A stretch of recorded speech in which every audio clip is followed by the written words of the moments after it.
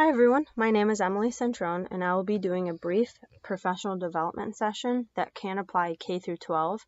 However, today I will be focusing on secondary schools. The title of my presentation is called Creating a Classroom Environment that Reflects a Safe Place in Secondary School Libraries. And I'd like to start out taking 10-15 seconds for all of you to just turn to those sitting around you and introduce yourselves. And while you're doing that, I'll be going around and giving each of you an index card we will use throughout the presentation and a two-sided handout that has additional information.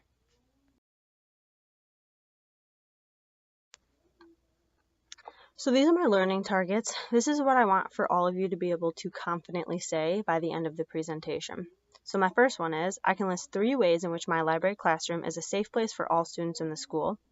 Second, I understand what collaboration can look like, therefore I can name at least 5 ideas I have to improve my library classroom in order to promote more in-depth collaboration between all units in my school. And third, I can create an idea for my library that will help provide comfort for all learning styles in my classroom.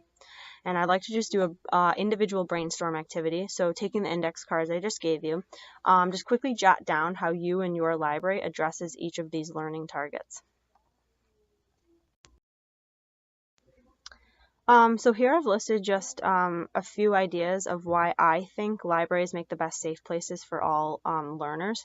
So it's a judgment-free zone, it's an unofficial refuge, there's no doors or appointments, everyone can be who they are. There's access to all resources that can be used as a support. There's immediate access to literature that can provide information for all needs. And there's a relaxed atmosphere where students can take a time out, which just means maybe they just took a test or a quiz or they got a grade that they weren't expecting. They can just come in and like decompress, take a time out. So now I'd like for us to do a turn and talk. So turn to someone sitting next to you, left, right, right behind you, and share a few additional ways your library provides a safe place for all students. And it can be in the general sense, the library as a whole, or you can narrow it and be more specific to the library classroom.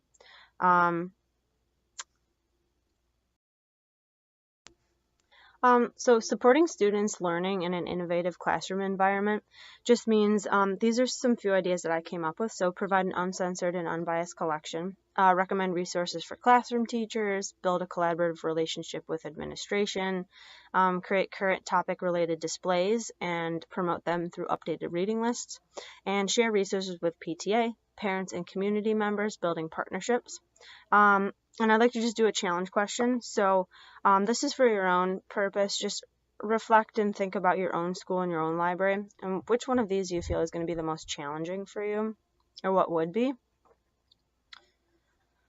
These are high influence areas, and it's best said by authors Srivastava and Bhatt in their article Library Services and Inclusive Environment, Role of Marketing Tools.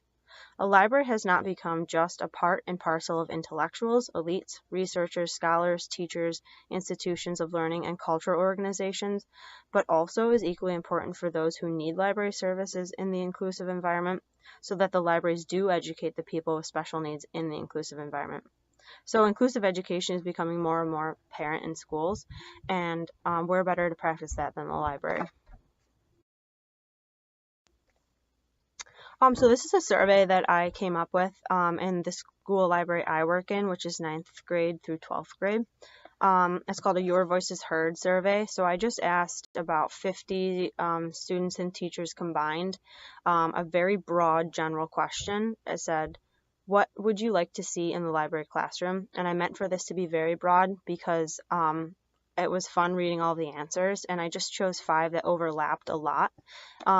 So just a quick breakdown of the chart. Chairs and tables were the most popular. They wanted to see flexible chairs and tables that can be used for individual work, group work, collaboration.